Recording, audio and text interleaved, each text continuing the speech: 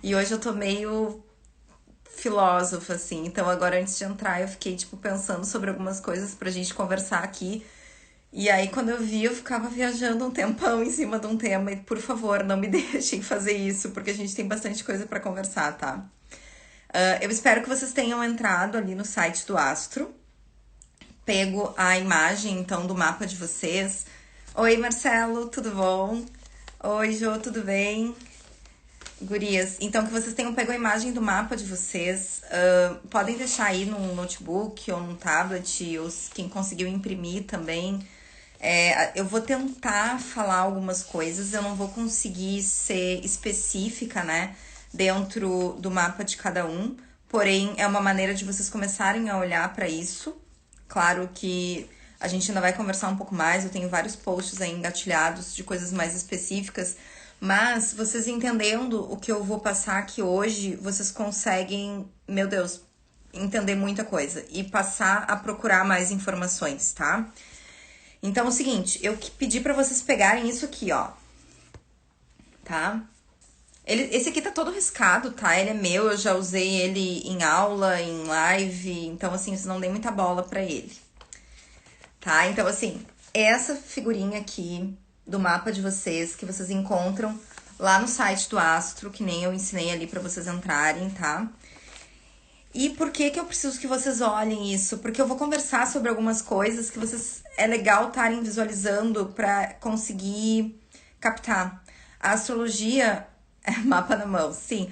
A astrologia ela parece uma coisa difícil, complicada, cheia de pormenores e parará. Não é bem assim, tá?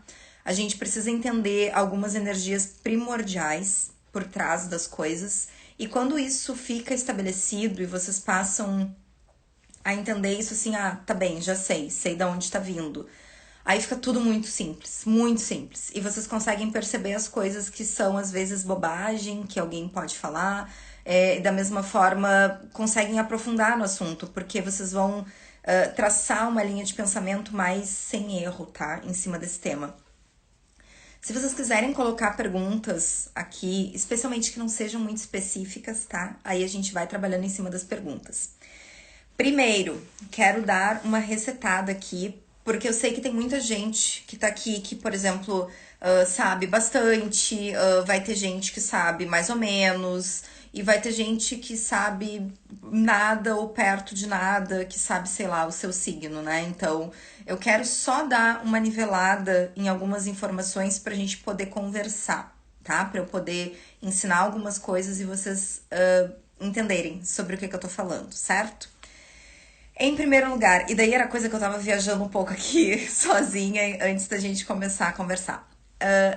Astrologia, ela é uma pseudociência, né? Como a gente chama. Ela não é cientificamente comprovada, ela é uma, um saber, né? Que foi desenvolvido por vários povos em vários locais diferentes do mundo, numa época em que a gente não necessariamente tinha. A Tânia só sabe o signo, é isso aí. Numa época que a gente não necessariamente tinha toda essa tecnologia desenvolvida, né? Então, sempre que a gente estudar astrologia, especialmente falando sobre o mapa, nosso mapa, que é o que a gente chama de mapa natal, né? Mas eu falo aqui pra vocês mapa astral, porque como é um termo que tá mais coloquial aí, vocês já sabem do que eu tô falando, tá? Então, assim, cada pessoa tem o seu mapa a partir do horário de nascimento, do local de nascimento, da data de nascimento. Tu vai ter o teu mapa gerado. E como esses povos, eles são de uma época super antiga, assim, a gente tem registros dos Vedas de 3.000 anos antes de Cristo, né? Então, todo esse estudo foi se dando a partir do observador, né? Então, eu, ser humano, na Terra, olhando para cima, né? Olhando os astros. E percebendo que conforme eles se movimentam, as coisas vão se alterando, né? As sensações diárias vão se alterando, as pessoas que nascem naqueles dias ou épocas específicas começam a ter características comuns, dependendo do posicionamento, né, dos astros. Então, assim, tem vários tipos de astrologia no mundo todo, né? A gente sabe dos Vedas, a gente sabe dos Maias. A Maia é uma que eu coloco aqui pra vocês também de manhã, todos os dias nas energias, né? E coloco um pouco também dessa astrologia moderna e ocidental, que é a que eu vou passar no curso então pra vocês. E vocês conseguem perceber que as informações se casam. Então, o cara que estudou isso lá na Índia e o cara que estudou isso aqui na América, né? Então, o cara que estudou isso na China, porque a gente também tem a astrologia chinesa. Então, assim, as informações se casam, né? As coisas, elas vão batendo. Mas, enfim, não quero me prolongar muito dentro de uma coisinha só, né? Por favor, me policiem, porque hoje eu tô bem filósofa nos negócios. Então, assim, toda imagem que a gente tiver, né? Toda vez que a gente for estudar essa questão da astrologia, vai ser a partir do observador. E isso é muito importante quando vocês tentarem entender esse mapa. Por quê? Aqui a gente tem um conhecimento, então, empírico da pessoa olhando para o céu. E as coisas se movimentam lá em cima e a partir daquilo eu tenho percepções e vou anotando elas, né? E vou tendo esse estudo aí. A gente tem que imaginar, em primeiro lugar, que esse mapa é como se fosse a pessoa e a gente tem um giro, então, né, de 360 graus. Em primeiro lugar, olhem o mapinha aí de cada um de vocês. Eu vou ter essa roda externa, que vai ter todos os signos, tá? Vocês vão olhar aqui, ó, aqui eu tenho todinhos, tá? Tá virado isso aqui, eu tô mostrando pra vocês virado, olha aqui, deu. Todos os signos, perfeito, tá? Olha aqui. Peixes, Áries, Touro, Gêmeos, sempre na mesma ordem ali certinha, tá? Aí, depois, isso aqui, que são 360 graus, eles vão ser divididos perfeitamente. Os signos são divididos perfeitamente em 12, tá? Cada um com seus 30 graus. E depois eu vou ter essas linhas aqui, ó, que vão batendo nos signos, tá? Essas linhas, elas são o que a gente chama na astrologia de cúspide. E esse espaço aqui, entre uma linha e outra, é a casa. É sobre isso que a gente vai falar hoje. Esse espaço entre uma linha e outra. Então, assim, quando vocês olharem o mapa de vocês, vocês vão começar sempre pela esquerda, pelo meio, que é a casa 1. Deixa eu trazer aqui, ó. A esquerda e o meio, aqui. Casa 1, depois casa 2, casa 3, casa 4, casa 5. E vocês vão fazer toda a volta as 12 casas. Cada uma dessas cúspides vai estar batendo em um signo, tá? A não ser que tenha um eixo interceptado, outra coisa que a gente também vai estudar no curso. Mas o que eu quero que vocês entendam agora é que isso aqui é uma roda, tá? E o que a gente estuda nas casas é como os planetas estão dançando aí nessas rodas, né? Onde é que eles estão aparecendo nessas fatias da pizza e onde que tá batendo a linhazinha. O mapa de vocês sempre vai iniciar, como eu disse, na esquerda, pelo centro, na casa 1, que é a casa do ascendente. Então, se vocês olharem, essa linha vai estar batendo no signo que é o ascendente de vocês. Então, eu quero que cada um pegue aí seu mapinha, dê uma olhadinha e veja onde diz o númerozinho 1, onde que tá batendo. Então, o meu aqui tá batendo em Sagitário, que é o meu ascendente, certo? E aí, vocês vão fazer isso no mapa de vocês e vão perceber que, ó, coincidentemente, meu ascendente. Por quê? Esse é o início, é o horário que vocês estão nascendo, é o início da vida de vocês. Vocês vão ascender junto com o Sol. É o horário que vocês nascem, ali vai ser o signo do ascendente de vocês, ok? A partir daí, a gente tem toda a casa 1. Então, aqui vocês enxergam no meu mapa, ó, os planetas que eu tenho dentro da casa 1. A minha casa 2 não tem planetas. A minha casa 3 tem planetas. A minha casa 4 não tem planetas. A 5 também não. A 6 tem. A 7 tem Quiron, tá? E vocês vão conseguindo olhar aqui dentro, esses pontinhos desenhados são os planetas. E eu sei que agora vocês não vão saber o que são esses planetas e não é sobre isso que a gente vai falar hoje necessariamente, tá? O que eu quero dizer é que é assim que a gente faz a análise. E que todas essas coisas, elas conversam umas com as outras. E é por isso que eu não posso chegar e dizer assim, adoro meu mapa, então, porque eu tenho, deixa eu ver, eu tenho uma lua em Sagitário.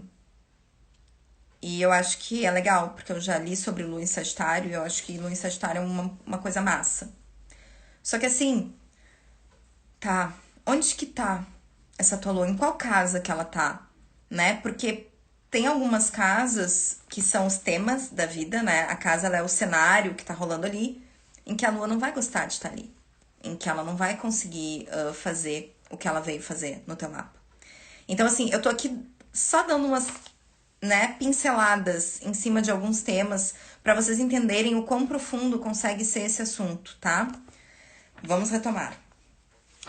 As 12 casas, né, aqui no centro e os 12 signos aqui na volta. Percebam então, onde bate a casa 1 de vocês, onde bate a casa 2 de vocês, em qual signo, né, bate a casa 3 de vocês. Dá uma olhadinha aí no mapa. Não é difícil, vou mostrar aqui no meu, ó. A minha casa 1, em Sagitário. A minha casa 2, aqui, Capricórnio. A minha casa 3 vai bater em Capricórnio também, porque eu tenho um eixo interceptado, tá? Mas se eu não tivesse, daí a minha casa 3 ia bater em Aquário. E assim ia indo toda a mandala. Então vão ter coisinhas específicas que podem alterar isso, tá? Vamos seguir o baile. O que eu quero que vocês entendam aqui? É muito importante a gente olhar isso, tá? Quando vocês olharem as casas, elas são os cenários, né? Como eu disse, as áreas da vida em que a gente vai conseguir fazer esse estudo. E eu vou descrever aqui cada uma das casas, tá? E depois vocês vão dando uma olhada nos signos que tá batendo essas casas de vocês e entendam o signo como a roupa que eu uso para viver aquela casa. Por exemplo, uma casa 2, a gente vai falar aqui sobre a casa 2, é uma casa sobre dinheiro, tá? A casa 2 ela vai falar de dinheiro, como tu lida com tua grana. E digamos que a pessoa tem uma casa 2 que bate em Áries. Pode ser que essa pessoa seja um tanto impulsiva. Gaste dinheiro sem ficar muito olhando no que ela tá gastando. Enxergou um negócio, gostou, comprou. Daqui a pouco tá sem dinheiro, né? Não viu. Começou o mês, tava cheio de dinheiro, aí viu um monte de coisa pra comprar e saiu bem louco e queria aquilo e queria aquela coisa, comprou, pum, ficou sem. Ou começou um projeto novo na vida, nem viu se de fato vai querer fazer aquilo e já gastou tudo. Já foi ali, já comprou toda a parafernália, né? Aquela coisa assim, a pessoa foi lá, bateu 2 fotinhos e disse assim, meu Deus, é isso, né? Então compra todos os equipamentos de fotografia, todos os cursos de fotografia, todas as coisas que e nem viu se era isso, né? Então é a maneira que tu te porta para lidar com aquele tema da tua vida. Isso vai ser o representativo do signo naquela casa, tá?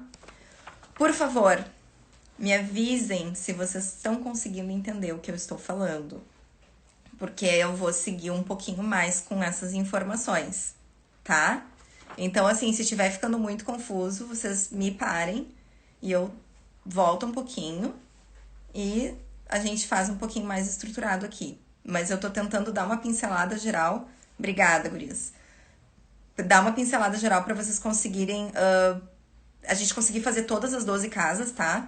E aí vocês conseguirem entender o quão profundo consegue ser esse estudo, certo? Vamos lá. Agora que vocês já entenderam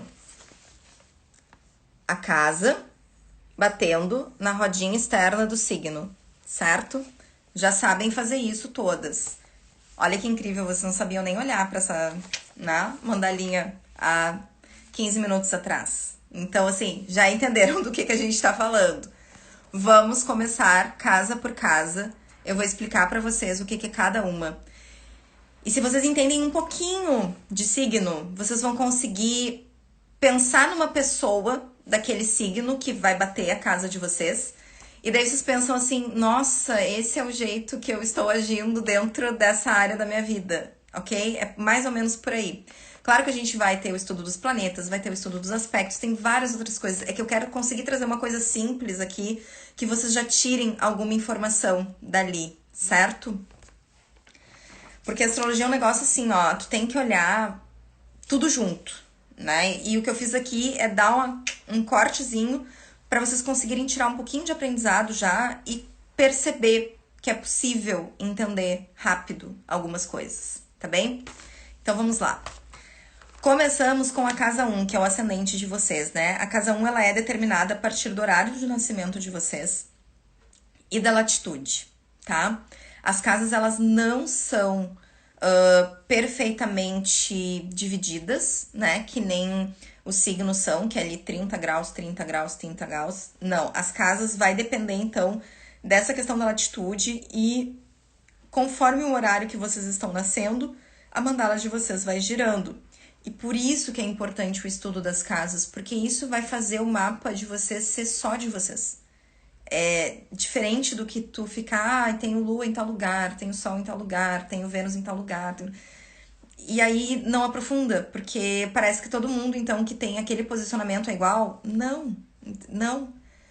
Eu, inclusive, sou uma pessoa que quando eu estudo um mapa e quando eu vou olhar o posicionamento do planeta, eu me importo muito mais com a casa que ele tá do que com o signo que ele tá. A casa vai dizer muito, muito mais sobre a pessoa, certo? Então vamos lá. Casa 1. Percebam a casa 1 de vocês na esquerda, né? No centro à esquerda, batendo no ascendente. A casa 1, então, vai ser o ascendente. Todos os planetas que vocês tiverem na casa 1, eles vão ter uma representatividade muito grande na vida de vocês. Num sentido tanto de personalidade como às vezes físico, né? Então as pessoas têm uma tendência a serem parecidas com a energia do planeta que tem na casa 1. Então, assim, um Plutão na casa 1 faz uma pessoa que ela provavelmente está sempre renovando a aparência dela. Ela deve mudar muito. Daqui a, sei lá, 5 anos tu olha uma pessoa completamente diferente. Daí daqui a 5 anos tu olha uma pessoa completamente diferente. Então, assim, isso é um Plutão na 1, que é a renovação, né? A transformação. Sei lá, um Netuno na 1, que já faz uma pessoa com uma cara mais fofinha, né? Que Netuno é o regente de peixes. Então, a pessoa, ela já fica, assim, uma pessoa que todo mundo olha e pensa, ai, que amorzinho, fulano. Olha ali, aqueles olhinhos, aquela carinha. Então, isso normalmente é gerado por um Netuno na casa 1. Para vocês verem o quanto esses planetas fazem diferença, né? Às vezes até no aspecto físico da pessoa. Por quê? Porque a casa 1 é como eu sou percebido no mundo. Como as pessoas estão me vendo, é o meu ascendente, né? É a hora que eu nasci, é a hora que eu estou sendo vista pelo mundo, que eu existo. Oi, Ju, oi, Cláudia, oi, Marília. Então, assim, percebam esse ascendente de vocês. E tem muita gente que fala a respeito do ascendente, aquela coisa, como é que é? Depois dos 30, a pessoa vira mais o seu ascendente, né? Não sei se vocês já ouviram isso, eu ouvi muito isso. Pessoa, depois dos 30 tu vira o teu ascendente. E eu sou um pouquinho...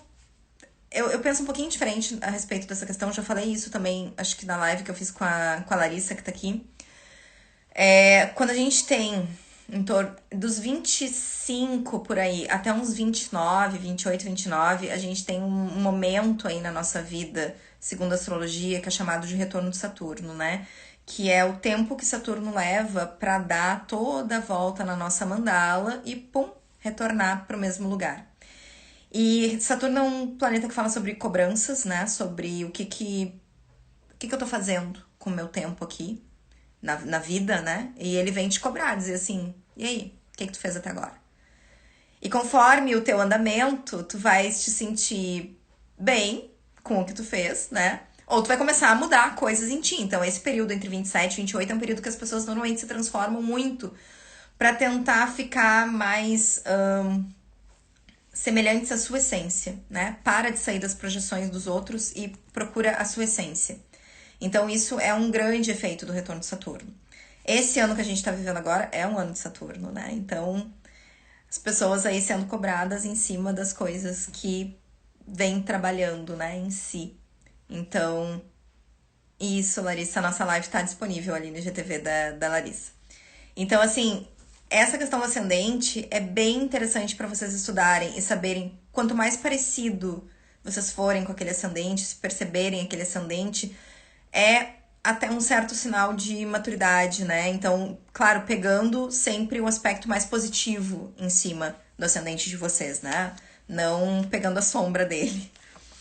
Então, assim, vamos para a casa 2, entendida a casa 1? Casa 2, como eu disse, dinheiro, né? Finanças, valores. Casa 2 também fala sobre a questão de como eu me valorizo, como eu vivo a minha vida, né? E aí, engraçado, tenho Plutão na casa 1 e tô sempre a mesma coisa. Bom, se tu te percebes sempre a mesma coisa, percebe uma coisa assim, ó, a casa 1 ela fala muito sobre a questão do rosto também, né? Normalmente, como Plutão é o regente de Escorpião, pessoas com Plutão na casa 1 podem ter um olhar muito firme, assim, tipo, como que chama? Me fugiu o nome, mas é o olhar intenso. Pessoas que têm um olhar muito intenso, né? Que são sempre percebidas a partir dessa área, assim, do rosto, né? Que a pessoa tem aquele olho bonito, assim, e todo mundo diz, nossa, olha ali, que interessante essa pessoa. Percebe se isso não existe no teu rosto, então. Vamos lá. Casa 2, né? Casa 2, então, é regida por Vênus, né? Que é a casa de Touro. E aqui a gente fala sobre dinheiros, valores, né? O que é meu, o que eu vou criar como meu aqui nessa vida, certo? Então, percebam qual que é o signo que cai a casa 2 de vocês. Olhar de psicopata.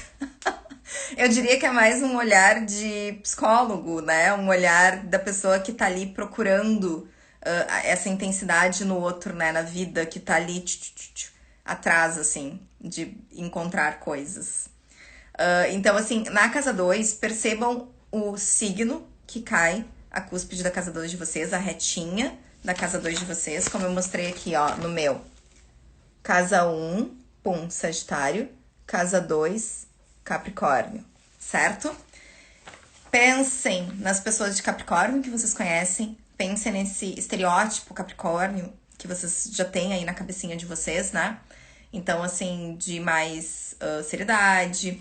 E pensem, então, no estereótipo da pessoa do signo que bateu a casa 2 de vocês.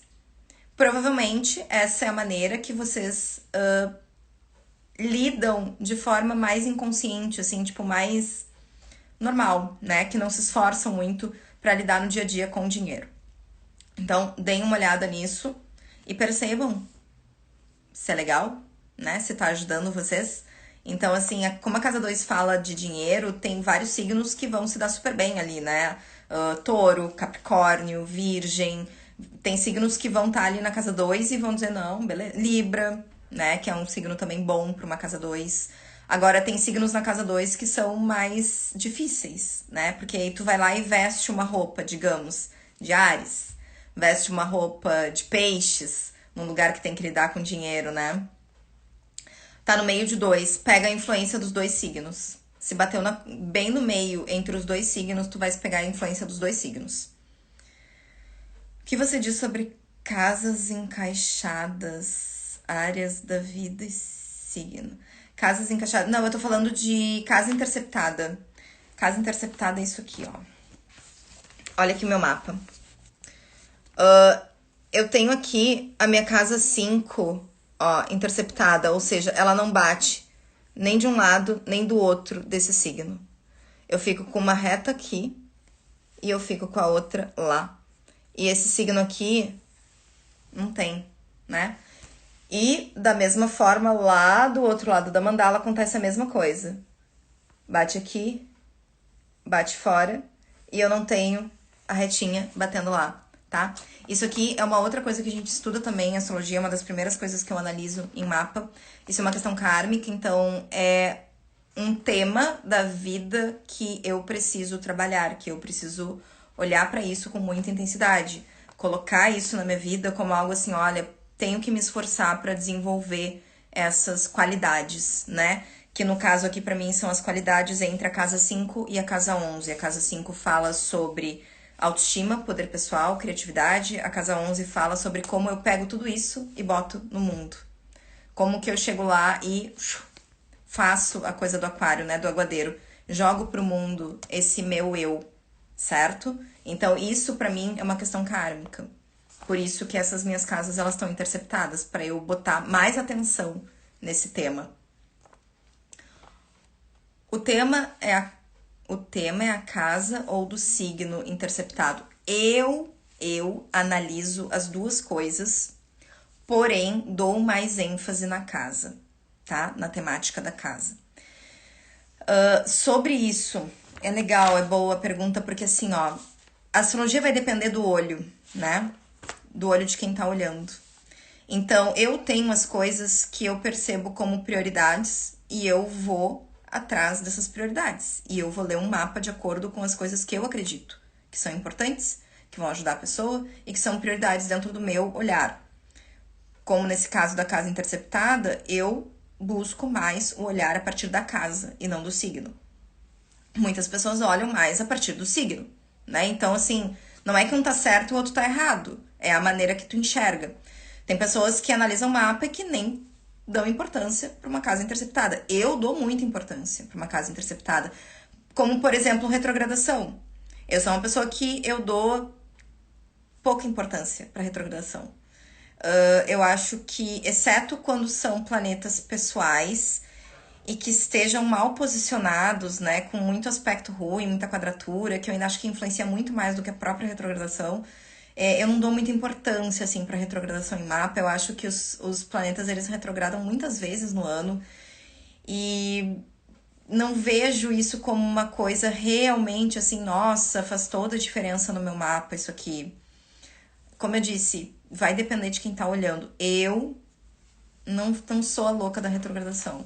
Não sou mesmo, assim.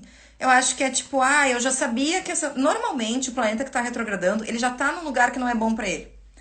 Ele já tá num aspecto que não é bom pra ele. E aí vem mais a retrogradação pra, tipo, dar um carimbo e dizer assim, ó, pá, kármico esse negócio. Olha pra isso aqui, tá? Então, eu enxergo dessa forma. Tem pessoas que não, tem pessoas que pegam o mapa e já vão catando direto o que tá retrógrado e ficam, ai meu Deus, isso aqui tá retrógrado, essa pessoa não vai conseguir, tá. Então, é aquela coisa.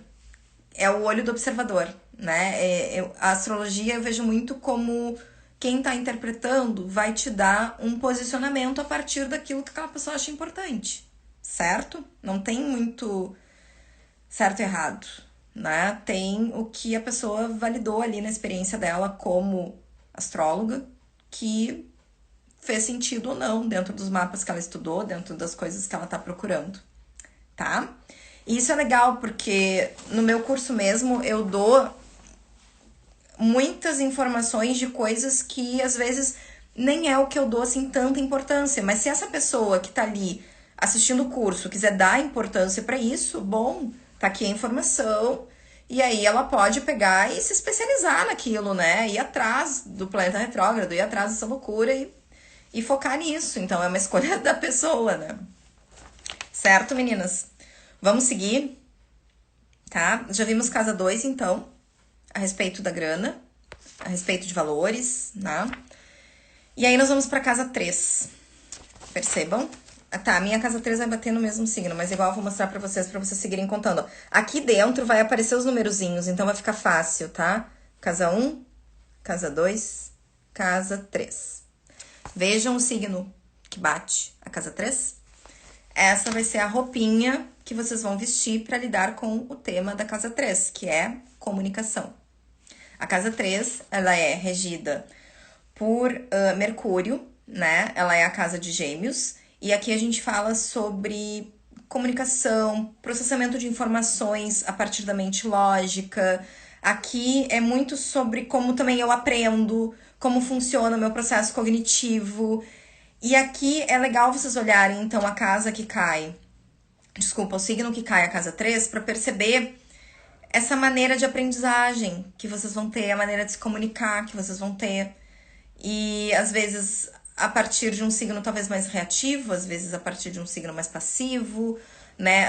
Às vezes, por exemplo, se cai num Sagitário, provavelmente é uma pessoa que vai gostar de estudar muito, de pesquisar, e buscar essa energia sagitariana, né? Que é sempre ir atrás de coisas novas. Então, pode trazer uma pessoa que trabalha super bem com pesquisa, né? Uma casa 3 em Sagitário. Então é legal, assim, começar a entender a energia por trás dos signos para conseguir tirar o melhor desse aprendizado aí das casas, tá? Eu tenho muitos planetas retrógrados e isso me assusta. Pois é, gente, eu vou dizer pra vocês, eu não dou muita importância pra isso. É importante? É, porque é uma questão kármica, ele vai indicar que ali tu tem uma certa dificuldade, tá? Porém, provavelmente esse planeta já tá, como eu disse, numa casa que não seja tão favorável, num aspecto que seja meio estranho. Tem que estudar o mapa inteiro, não dá pra fazer suposições assim em cima de coisas muito soltas. Eu acho isso meio perigoso. Por exemplo, eu acho muito mais válido analisar um mapa, digamos, mais fácil, mais difícil, o mapa sendo para a vida da pessoa, a partir dessa tabelinha que tem aqui, que normalmente se a tabelinha tem assim um monte de aspecto denso, só tem coisa tipo em vermelhinho, tá? Ai, meu Deus, um monte de coisinha vermelha. Normalmente esse mapa ele é mais entroncado do que um mapa que tenha mais aspectos em azulzinho, que são como os planetas estão conversando entre si, tá? Só que, se vocês olharem, tá, dizer assim, então tá, esse mapa é mais difícil, a pessoa vai ter dificuldade na vida, num monte de coisa. Talvez não, por quê? Às vezes, se a gente tem um mapa muito fácil, o indivíduo pode olhar para aquilo, ter facilidade em várias áreas da vida e pensar assim, é azar, tá de boa, né? Não se esforça. E aí a pessoa fica ali numa coisa meio medíocre porque tá dando tudo meio certo. Ao passo que uma pessoa que pode ter um mapa super complicado se esforce para conseguir vencer aquela complicação, né? Vai, sei lá, fazer uma terapia, vai enfrentar seus medos, vai se colocar em situações difíceis, porque aquilo é justamente o que tenta bloquear a pessoa e daqui a pouco essa pessoa diz: "Não, vou ir atrás, vou conseguir melhorar". E às vezes um aspecto super difícil no mapa de uma pessoa pode fazer uma carreira, de tanto que ela coloca energia naquele negócio para se melhorar naquilo ali. E acaba sendo um ponto muito positivo para ela lidar na vida. Então, assim, não tem muito como a gente sair aqui dando veredito de mapa bom e mapa ruim, né? Que mais, Camila? Agora vou dizer que tenho facilidade com leis, porque a minha casa 3 é em Sagitário, viu? Sim! Porque Sagitário tem essa coisa da legislação, né? É importante a coisa do estudo para quem tem uma casa 13 em Sagitário. Vai gostar de ir atrás, de pesquisar, de estudar, de explicar as coisinhas ali bem direitinho, porque ela estudou, porque ela viu, né? Então, tem isso, certo? O perigo aqui é ficar muito em cima das coisas que acredita, né? Porque Sagitário, ele tem essa coisa de idealizar muito, né? Então, eu entro num conceito, acredito nele, idealizo, é aquilo lá que eu quero, é aquilo lá que eu vou atrás, e às vezes se perde nisso aí, né? E não consegue ser um pouco mais flexível, né? No meio do caminho. Vamos seguir, porque olha aqui, ó, tô recém na casa 13, são 7h35, tá? Mas olha aqui, vocês estão conseguindo entender? Me avisem, tá? Vamos pra casa 4. Casa 1, casa 2, casa 3, casa 4. A casa 4 vai ser o primeiro eixo que nós vamos lidar aqui. Claro, na verdade o segundo, né? Porque o primeiro foi o do ascendente. Pum, lá embaixo, que é o que a gente chama de fundo do céu, tá? Fundo do céu, casa 4. Aqui a gente entra no eixo do infinito, né? Passado, presente e futuro. Então, a casa 4 é a representante do passado de vocês, no sentido assim, minha família, né? A casa 4 vai trazer as questões familiares, da família de origem, não da família que vocês vão criar. Mas a casa 4 vai falar muito sobre a família de vocês, sobre possíveis karmas que vocês tenham com a família, como vocês se portam, né? Até sobre a representatividade das matriarcas da família, né? Porque a casa 4, ela é regida pela lua, né? Que é feminina. Então, a casa 4 vai trazer essa informação para vocês a respeito de como lidar com a família de uma forma mais saudável, mais positiva. o que pode vir de karma ali. Então, por exemplo, se tem um Quiron na 4, um Saturno na 4, ou se a casa 4 cai em Capricórnio, né? Em alguns planetas mais kármicos, isso pode trazer algumas coisas que a gente veio purgar aí, né? Com a família nessa existência. Então, eu vou fazer essa semana um post sobre astrologia e karma. Então, vocês procurem no mapa de vocês agora, que vocês sabem olhar as casinhas, que eu vou passar todas elas pra vocês. Onde que tá esses karmas aí, né? O que a gente veio pra purgar aí na vida? Porque é importante colocar energia nisso. Gente, vocês estão botando várias perguntas. Eu vou ter que dar um tum-tum-tum aqui, senão eu não vou conseguir terminar. E depois, se sobrar um tempo, eu vou começar a olhar. Mas me avisem, tá? Se vocês estão entendendo, se não estão entendendo. Isso é mais importante nesse momento pra eu conseguir chegar no fim. Tá? Então tá, casa 4, fundo do céu. Vocês vão ver aqui a família de vocês e como que dá essa relação. Mais vinculado com a parte matriarcal, tá? Das mães, das avós. Então, se tem karma, deem uma olhada nisso aí. Casa 5. Casa 1 lá na esquerda, casa 2, casa 3, casa 4 embaixo. Casa 5, viramos, então já terminamos, né, o primeiro quadrante. Estamos agora no segundo quadrante do mapa com a casa 5. Casa 5 é a casa, então, de Leão, né, com o regente que é o Sol. E aqui a gente vem falar sobre a nossa criança interior. A casa 5, ela vai trazer esse tema da autoestima, da criatividade, da nossa capacidade de nos amar e ser alegre, né? Ela é uma casa de bons karmas. Então, normalmente, os planetas que estão na casa 5, eles são planetas super abençoados, assim, na vida da pessoa. São coisas que a pessoa trouxe de outras existências, como assim, ó, parabéns, ganhasse esses planetas todos aí na casa 5. E vai fazer bom proveito deles, né? Claro, a não ser que venha um Saturno, né? Um Quiron, porque daí são planetas kármicos, vamos dizer assim, querida, bota atenção aqui. Mas do contrário, se vem tanto planeta pessoal, né, como Júpiter numa 5. Então, assim, percebam a casa 5 de vocês, que vai falar sobre autoestima, vai dar esse norte, às vezes, de como eu vou conseguir melhorar a minha autoestima. A partir de que lado que eu vou olhar, como é que eu vou trabalhar a minha criança interior, quais são as minhas questões nesse lugarzinho, tá? Desculpa, casa 5, eu falei casa 4, mas era casa 5, espero que vocês estejam mais atentos do que eu, certos? Vamos então para a casa... O que houve aqui? Minhas casas são todas domiciliadas, adoro, sim, que bom, né? A gente vai falar sobre domicílio também no curso, hoje eu não vou entrar tudo aqui, tá? Vamos lá. Casa 6, tá? Última casa do segundo quadrante. Aqui a gente vem falar sobre rotinas, saúde, tá? Dia a dia. Essa é a casa de Virgem, ela é uma casa de débitos kármicos, tá? Esse eixo 6 e 12, ele é um eixo também meio kármico na vida. Então, assim, percebam os planetas que tem ali, provavelmente eles vão ter um pouquinho de dificuldade de atuação, especialmente se forem planetas mais sensíveis, né? Como Vênus, como uma Lua. Então, assim, na casa 6 é um pouquinho complicada, a gente tem que dar uma analisadinha boa nela, porque ela pode trazer até possíveis doenças, dificuldade de lidar com rotina, com dia a dia. Esse é o lugar em que vocês colocam a casa 12 no mundo prático, real, tá? Então, a casa 6 sempre vai falar sobre isso, sobre saúde, sobre rotina, como é que vocês lidam aí com o dia a dia de vocês. Vou dar um corridão, casa 7. Outro ponto do mapa, tá? A gente falou então sobre o ascendente lá na esquerda, agora eu vim pro total oposto, que é o que a gente chama de descendente. Aqui é a casa 7, eu fiz um post ontem sobre a casa 7, se vocês leram, já sabem algumas coisinhas aqui. A casa 7, então, vai falar sobre casamentos, parcerias, sociedades, contratos, o tipo de pessoa que a gente busca para se unir.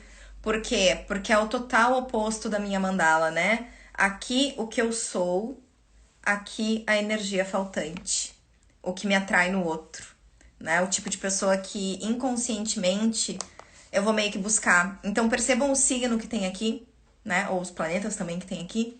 E ali vocês vão conseguir ver o tipo de pessoa que naturalmente vocês vão se sentir atraídos, tá? A energia dessa pessoa, né? Se ela é mais independente, se ela é mais passiva, vejam aí. Planetas na casa 7 são muito importantes de serem estudados para saber como a gente vai se portar nos relacionamentos, coisas que podem acontecer nos relacionamentos também, tá? Um Netuno aqui é bem complicado, né? Nos impede de conseguir enxergar o nosso parceiro com realidade, né? Faz a gente ficar no mundo da ilusão, assim, às vezes enxergar as pessoas melhores do que o que elas são, ser muito traído, muito enganado. Um Netuno na 7 e dá uma complicada aí nas relações. Quirón na 7, eu também tenho Quirón na 7, né? Aqui é uma ferida da alma, viu? A coisa da relação com o outro, tá? O estudo do Quirón, dá uma procurada nisso na internet, pra tu saber mais a respeito disso, tá? O Quirón é um planeta nem é um planeta, né? É um asteroide. Ele é super importante. É que na astrologia a gente chama tudo de planeta, tá? Vocês não pensem que eu tô louca, que eu tô chamando Sol de planeta, tudo de planeta.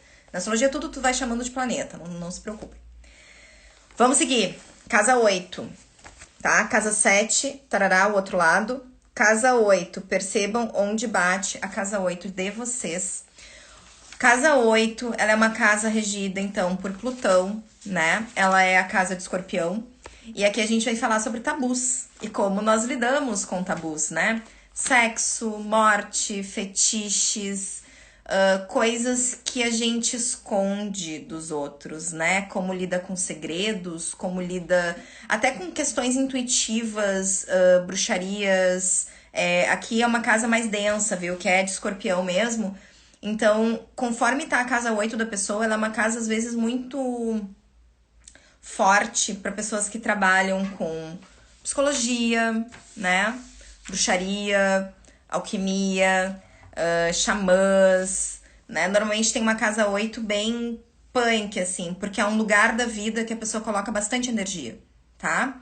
Então percebam aí a casa 8 de vocês e vai mostrar, conforme o signo que estiver batendo lá na casa 8, a roupinha que vocês usam para lidar com esses temas densos, para lidar com depressão, para lidar com as crises na vida de vocês, para lidar com o sexo, né? Planetas muito mentais aqui, como Mercúrio, às vezes Capricórnio, né? Muito, muito, muito mentais aqui, tem dificuldade para a pessoa lidar nessa área, porque ela vai querer trazer para a cabeça temas que são para serem vividos, sentidos, se jogar, né? Então, dá uma olhadinha nisso aí. Vamos seguir. Casa 9. Vou conseguir, gente. Vamos lá, tem 15 minutos. Casa 9, então, é a casa de Sagitário, tá? Regida por Júpiter. Preciso mostrar aqui de novo? Vamos lá. Casa 7, casa 8, casa 9, tá? Ela vai falar pra vocês como que vocês vão lidar com as coisas que vocês gostam de pesquisar, né? Sobre o ensino superior, talvez o tipo de coisas que vocês gostam de estudar, de ler, de pesquisar, de ir atrás. A casa 9 também fala sobre fé, né? Sobre trazer um sentido maior para essa realidade, tá? Aqui sobre planejamentos, né? Como que vocês planejam o futuro, porque Sagitário é sempre esse olhar ao longe, né? Então, como que vocês se colocam nessa postura? Viagens longas também pode trazer algumas informações a respeito disso. Percebam a casa 9 como esse lugar, tá? Em que eu tô olhando para longe, certo? Ou tô buscando informação, né? O buscador, né? Vamos para a casa 10. Chegamos lá em cima. Aqui, né? Aqui em cima, casa 10. Como eu disse, o eixo passado da casa 4, né? Passado, presente e futuro. Então, cheguei na casa 10, que é uma casa que eu adoro estudar nos mapas. Eu acho que as pessoas deveriam olhar bastante para sua casa 10. Ela fala a respeito de propósito, né? Sobre carreira. Não necessariamente a profissão, mas como eu vou enxergar isso aí, né? Essa carreira, o que eu preciso sentir ali, né? Como que vai ser o tipo de carreira que eu vou ter, como que eu vou me portar, né? A casa 6, ela tem essa questão do trabalho, mas ela não é sobre o propósito, ela é sobre como eu me porto no dia a dia no meu trabalho, tá? E a casa 10 não, a casa 10 é o que eu trago pro mundo, o que eu vim entregar aqui, né? Então, eu fiz toda essa caminhada na mandala, eu tenho, eu troco com outro, eu aprendi na família, eu criei minha autoestima, eu organizei a minha rotina, eu troquei com o meu casamento aqui, me organizei na minha relação com o outro. Quer dizer, tu vai passando por várias coisas. Passei por crises, estudei e pá. E aí eu vim entregar o quê? Porque eu já fiz toda essa volta, né? Já tenho todo um andar aqui de coisas que eu entendi. Porque o mapa também, ele é um pouco cronológico, viu? Ele não é bem certinho nas idades, mas ele vai andando. E aí, cheguei lá em cima. Quando eu chego lá em cima, eu tô no meu ápice. O que eu vim fazer aqui na Terra? Né? O que eu tô trazendo pra esse lugar? E aqui, o legal é a gente olhar essa casa e perceber que a gente leva um tempo na vida pra conseguir construir essa casa. Normalmente ela se estabelece a partir dos 35 anos, que daí a pessoa tá ali numa casa 10 e ela diz: tá bem, montei minha casa 10, tô aqui, assentada, já sei, né? Ela precisa de um tempo de amadurecimento. Uma casa 10, ela não é uma casa 10 aos 12 anos de idade. Não. Aos 12 anos de idade tá lá na casa 3, tá na casa 4 no máximo. Então, assim, tem uma caminhada pra pessoa conseguir se organizar. Então, ninguém precisa se enlouquecer se não tem todas as respostas, tá? Isso aqui a gente tem tempo pra conseguir trabalhar. O Quiron mesmo, ele neutraliza, que daí ele perde o eclipse dele lá pelos 42 anos de idade. Então, assim, vamos respirar, que a gente tem tempo pra conseguir organizar essas coisas, tá? Seguindo, casa 11. Aqui é a casa de Aquário, tá? O regente, então, é Urano. A casa 11 vai falar sobre as amizades, o tipo de pessoas que eu busco pra interagir, pra ser amigo. E também, mais do que isso, porque muita gente foca muito nesse negócio das amizades. A casa 11, ela é muito sobre idealismos, assim, como que eu quero que seja o mundo que eu crio com as minhas comunidades, com as minhas pessoas, o que eu quero deixar de marca pro mundo. Às vezes ele fala até sobre trabalhos voluntários, tipos de lugares em que a pessoa coloca energia pra fazer do mundo um lugar melhor, né? Porque aqui é o aguadeiro, aqui é o aquário. Eu tenho meu conhecimento, eu tenho meu trabalho, eu tenho as minhas coisas, mas eu quero melhorar o mundo. Eu quero mais, né? Então tem bastante sobre a coisa de serviço. Eu enxergo a casa 11 como uma casa de serviço, né? Serviço como palavra, né? Viço do ser, né? Então eu sirvo e, portanto, eu melhoro, eu me sinto mais porque eu tô servindo ao mundo com quem eu sou, né? Porque eu já fiz toda essa volta, eu já me entendi e agora eu tô jogando pra fora, certo? Vamos para a casa 12 para poder terminar. Então, a casa 12 é a casa de peixes, do regente, então, que é Netuno. Eu quero deixar o mundo organizado. Por quê? Porque tu tem virgem aí? Dá uma olhada, porque aí virgem seria bem sobre o servir mesmo, né?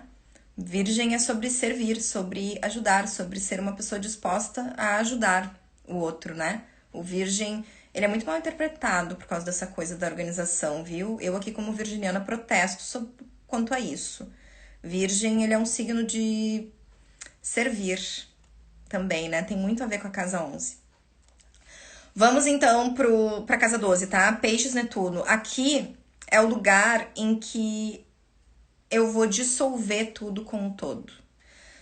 A casa 12, ela traz os temas do inconsciente, dos nossos medos inconscientes, que são medos diferentes ali da casa 8. A casa 8 falava sobre as coisas que eu quero esconder das outras pessoas, né? Que eu tenho vergonha, né, de olhar e quero esconder. A casa 12, ela fala sobre as coisas que eu nem sei sobre mim. Sobre as coisas que eu escondo de mim mesmo, que tá lá no meu inconsciente, que eu não consigo acessar.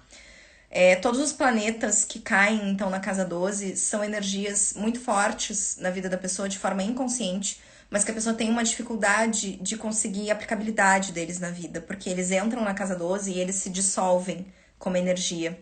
Então, a pessoa precisa acessar isso de outras formas. Seja através da criatividade, da intuição, da espiritualidade, da meditação, né? Eu também tenho 3 planetas na casa 12. Isso é bem comum para quem lida muito com espiritualidade, para quem é muito até afetado, né, pela espiritualidade, tem muito planeta na casa 12. Porque entra tudo nesse lugar em que eu preciso lidar com essa união com o todo, eu preciso entender que o todo me influencia, em que eu sou influenciada por ele, né? Então, isso tudo é tema da casa 12. Pessoas que lidam, então, com mediunidade, com muita criatividade também, né? Isso A arte está muito vinculada à casa 12, né? Que é esse espaço intuitivo em que eu tiro desse lugar que é inconsciente e crio no mundo, né? A partir desse inconsciente. Aqui a gente fala também sobre pendências kármicas, né? Então, planetas na casa 12, eles são kármicos, porque eles estão lá no nosso inconsciente. E a casa 6 normalmente vai trazer a forma que a gente consegue trazer aplicabilidade das dificuldades da nossa casa 12 na vida. Como é que eu vou... Aí, quando tu chega na casa 12, normalmente a gente tem muita resposta a respeito de resoluções, assim, no mapa.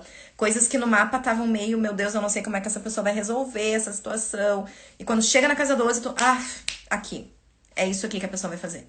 E dela vai conseguir se organizar. E aí tu olha de novo na casa 6 e já vê assim, tá, ela tem como no dia a dia dela colocar essa atividade, essa atividade, essa atividade. Isso vai fazer ela conseguir estruturar o restante aí que ficou meio perdido, tá? No resto do mapa. Meninas, consegui, nem acredito. Olha lá. 7h52. Falei, tá? Seguinte, amores. Eu quero convidá-las todas para essa turma nova, tá? Do curso. Eu vi vocês colocando várias coisas. Gurias, tem que estudar. Astrologia tem que estudar. Não é difícil. Esse curso eu estruturei e vocês vão ver assim, ó, quem fizer o curso vai perceber o quão fácil é entender a astrologia. Eu trago para vocês uma outra abordagem. Eu não vou trazer decoreba. Não vai ter decoreba. Eu sei que tudo que eu passei aqui pra vocês parece decoreba, parece que vocês têm que anotar e tem que tá. Não, isso tudo tem sentido. Isso tudo vai fazer sentido. Vocês não vão precisar decorar nada. A segunda aula que eu vou dar, que é a aula que fala sobre os planetas, é a aula fundamental do curso. Ela vai trazer toda a estrutura de metodologia do curso. A segunda aula vai permitir que vocês entendam cada uma dessas casas, cada um desses signos, cada um desses planetas e nunca mais esqueçam o que é o que. A gente vai ter uma aulinha incrível de mitologia. É a minha aula favorita. A aula de planetas é a minha aula favorita do curso. Eu vou só contar historinha aqui da fofocalhada do Olimpo pra vocês. E aí vocês entendendo a partir dessa historinha, vai ficar tudo simples. E vocês vão conseguir entender o mapa de vocês, o mapa de outras pessoas, o que é importante, o que não é, como que quem lida, quem é amigo de quem no Olimpo, quem briga com quem, né? Então, assim, ali tá estruturado todo o curso. Ali tem a mudança, né, de tu estudar astrologia de outras formas. Então, meninas, eu peço aí a confiança de vocês, quem tiver vontade de entrar nesse mundo aí, tentar se entender um pouco melhor, né? Tentar entender os outros, tentar entender as suas relações. Eu acho que nessa live aqui, nessa leve aulinha, breve aulinha, vocês já conseguiram perceber quantas coisas fazem sentido se a gente analisa, se entende um pouco, né? Eu sei que eu não aprofundei nos signos, porque não daria tempo. Aqui eu já meio que parto de um pressuposto que vocês conhecem pessoas de todos os signos. E que daí, a partir disso, mais ou menos, vocês vão ter uma ideia de como que é a personalidade, né, daquele signo. Então, eu realmente espero que vocês tenham aproveitado, que tenham entendido. Tendo esse mapinha em mãos e sabendo agora o que são as casas e o que elas significam, vocês têm condições de dar uma olhadinha na internet e tentar entender algumas coisas sobre os mapas de vocês. Eu vou fazer várias postagens essa semana sobre alguns planetas, sobre algumas questões kármicas, e aí vocês já conseguem ter um entendimento maior